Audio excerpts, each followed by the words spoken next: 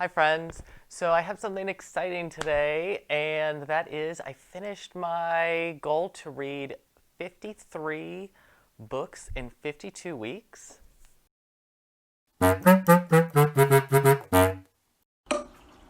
So it's a little bit exciting because this was a quest that I put out for myself November of last year. And originally, when I did it, I was a little hesitant. It was a radical idea for me in that I'm not an avid reader. And when I do, I like to read things that are like memoir or autobiographical in nature. And I tend to also read those when I am up late at night trying to occupy and entertain myself while Caleb is sleeping. And I don't really get into fiction as much. I think there was a lot pushed on me through like the AP track in high school that essentially when you're constantly reading dozens of books in a year and throughout the summer, it just in that concentrated amount of time, I got burnt out. Then when you follow it up with college, you're also getting burnt out from just constant reading for things that are like forced in nature and you're not really interested in. And so the idea of reading this volume of books is something that for me, I know that when I do something, I have to really submerge myself in the process or the experience to feel like I'm getting something from it. And I know, just as a quick example, when I used to be really big into yoga, and I used to not think that highly of its reputation. I thought it was a little bit gimmicky and mass markety in nature. But the way I tricked myself into it was, I signed up for the most expensive unlimited pass with like all of the bells and whistles, and I committed to making that dollar amount count by going frequently and with people. And eventually I was hooked, and I sort of saw the personal benefit and was able to separate it from what I had associated a marketed value association to it. And that is relatively how I approached this project. It was one of those things where I was presented with a single book October of last year, and I couldn't stick with it, and I struggled a lot. And I told myself that the only way that I was going to benefit from that book and its ultimate topic addressing trauma and things related to PTSD was to commit to a wider immersion into what I was doing. And by that, I decided that I was going to have a broad collection of any and all I could get my hands on related to topics of mental health and personal growth. And I thought I would share some of my takeaways from that today. So what I noticed in my reading with these books is that there's relatively a formula to them. There's a lot of this talk of if you do this, then you will see this. And I don't know how I quite feel about that with the, this influencer type of aspect that some of these books have. Others are firsthand experiences that don't really fall into this criteria or this formula. But overall, they do all share this concept of, personal growth is not a linear process. So I will say that there's a lot of them have like this promise to resolution if you commit to the formula. With that being said, I think that that creates this curiosity to me about how many people have picked up these books with good intention on applying change and a certain aspect of growth in their life. And because it's a you do this cookie cutter format, if you aren't the cookie that can be molded from that book's formula, how many people have maybe been a little bit, akin to what their original intention or goal was? Or how many have maybe failed at meeting what their growth aspiration was altogether? And that's something that is something that I've digested on the couple of weeks since I have put down my last book from this group. Another thing that I think is actually more beneficial to reading these is that there's a lot of cause for introspection on your life about the macro and micro aspects of how these topics may or may not apply directly to you, the empathy and the compassion that you feel while reading some of these topics or these firsthand accounts or these experiences. And I think it forces a reader after time, whether it's one book or 53 books, that you are constantly or you are picking up on the idea of, well, where actually are you? Where are you in your growth aspirations and your journey? So where does that actually place you in some of these pathways forward that the books outline? And that's something that has come to my mind while, again, digesting what I have learned from reading this volume of books. A bigger concept I think that I am taking away from this experience is that reading these books has helped me to learn the power of saying yes but saying no. And I know that that sounds like a very tired contemporary binary system that we have all learned to grow from. But what I mean by saying yes by saying no is really identifying the grayscale of knowing yourself as an individual within the pressures of family or community or certain structures that you navigate in. If you know where you are on a spectrum of what you are and are not capable of, where your limitations are, or where your advancements are sought to become, being able to balance that gray area of yes and no becomes the more powerful tool of just definitively turning something into a yes or a no situation. It's the don't say yes because you feel pressure to it, say yes because you want to, or say no but outline some boundaries, or be able to say no and know why you're saying no rather than reacting to it without a whole lot of actual reflection as to what you are reacting to in that no. For the exception of some of my later reads in this process, I will say something that I also noticed is a overwhelming lack of diversity of authors in their backgrounds. A lot of experiences tend to be from individuals who maybe have experienced a lot of privilege that have presented the situation where they're able to advance their research and their studies in a way to present that information back out to the community. But also the lack of diversity holds people back from being able to relate to things. So as I was mentioning earlier about this idea of there's this cookie cutter formula, and with the lack of diversity, it's, you know, all your cookies are, you know, a circle in nature when some people are snowflakes.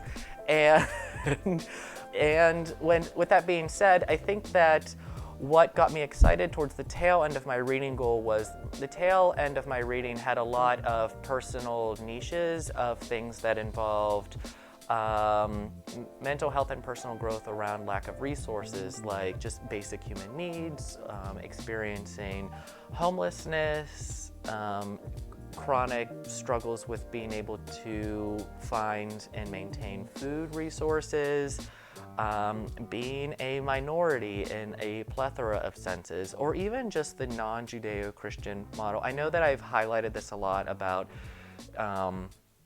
whether it's like a pagan or a Buddhist or just an Eastern philosophy in general approach to what mental health is and how mindfulness it can be experienced in other ways outside and devoid of religious principles. I think that allows for more people to access and feel like they can actually grow from where they are. It makes the individual feel like they have a relatable experience to someone else that is similar to them. And the more people that diversify the field as far as telling their stories or doing their research and exploring the demographics that they know firsthand, but also demographics that aren't just the same demographic over and over again, I think that opens up the comfort level for people to know their own story and be able to, one, advance the storyline, but two, be able to share it themselves and put that forward in a way that allows them more freedom to grow and learn and encourage and create a byproduct of including and welcoming in other people that are similar to them in their stories. I will also say that I think that is my last sort of bigger takeaway from this experience is that I know that when I used to travel a lot, I used to, well, I still sort of subscribe to this geographic cure of just temporarily changing your environment can change your mind in a way to help you get past hurdles or obstacles that you're experiencing, and allows you to reframe by the distraction of the new sensory changes in your life. You're able to reframe the pillars of existence that are just obstacles, if that makes any sense. And that's something I can probably get into in a more specific, longer story later. But the concept of traveling and getting to know other people and other tribes elsewhere and other communities, other cultures, other societies, is that you are able to understand that the human experience is so uniquely similar to each other, and the way you navigate things as an individual is unique and special, and it won't look like anybody else's. And with that being said, as unique as it is, that uniqueness across the board is what makes everyone similar, is that everyone will have a unique life experience.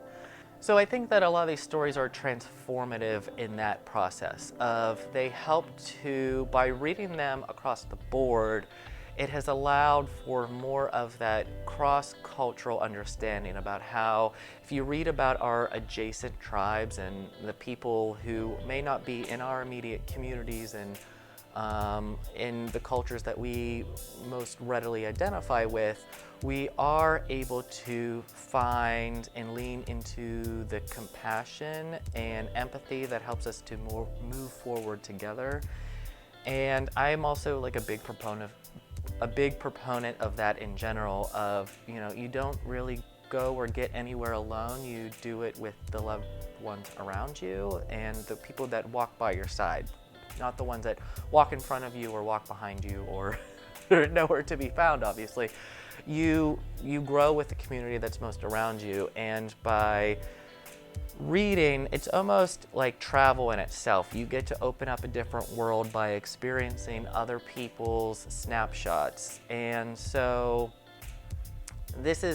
some of these books are obviously, a snapshot of somebody's place in time that influenced them in a certain way that has lingered and carried with them, whereas some of these other books are more generational. So they are learned experiences from the generation before them that becomes their comfort area. And that's probably another video of talking about, how our mental health care system is essentially governed by these structures of generational information that becomes researched and peer-reviewed and then mainstreamed. And yeah, that's a whole nother topic outside of these books.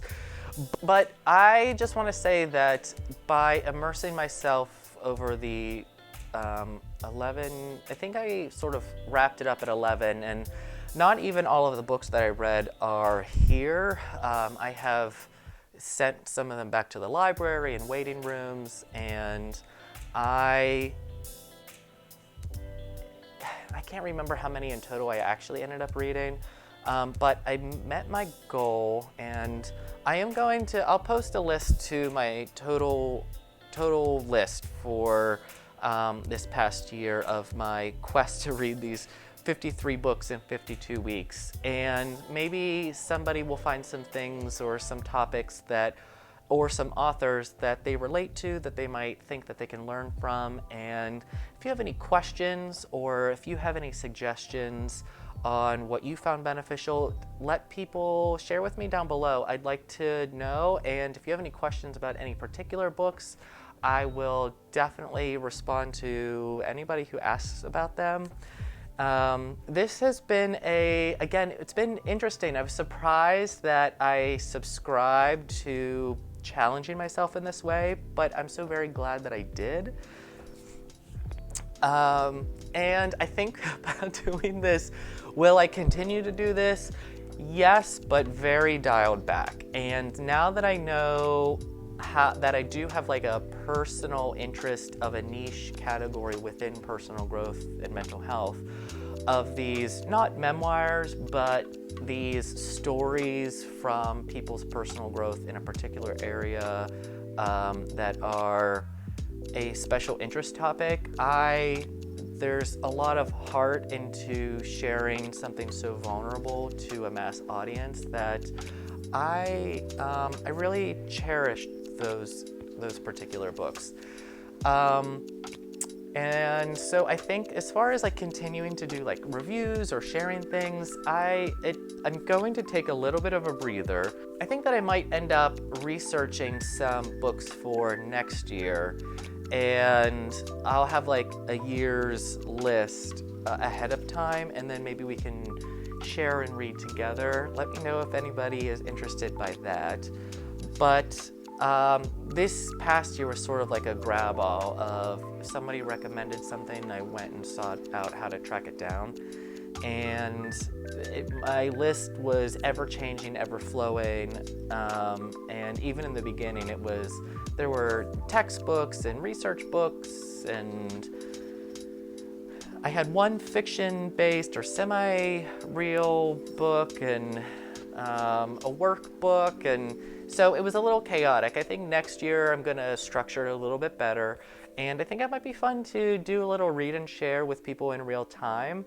Again, let me know if you're interested in that. I think that is how I'm going to wrap my thoughts about achieving my goal to immerse myself in this topic of personal growth and mental health, and seeing how other people deal with it, or what they've learned, or what they've experienced, and how they've navigated around or through those particular periods of their life. And yeah, so remember to keep growing your mind, and I will share more with you soon. Tschüss.